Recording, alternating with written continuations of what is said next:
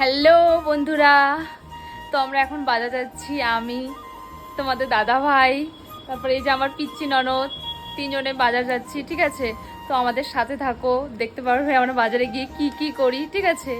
তো বন্ধুরা, রাস্তায় দাঁড়িয়েছিলাম টোটোর জন্য, আর তখনই এক মামার সাথে দেখা হয়ে গেল। মামাও বাজারে যাচ্ছিল, তাই আমরা মামার গাড়িতে উঠে বসলাম। আজকে তোমাদের দাদা ভাইকে বলেছিলাম আমি ক্যামেরা করব, আর তোমাকে আজকে ক্যামেরার সামনে আসতে হবে। তোমাদের দাদা ভাই তো কিছুতেই আসবে না, পরে অনেক কষ্টে রাজি করিয়েছি, তবু আমাকে শর্ত দিয়েছিল। আমি বলেছিলাম হ্যাঁ হ্যাঁ, আমি তোমার সব শর্তে রাজি। তো ফাইনালি বাজারে চলে আসলাম।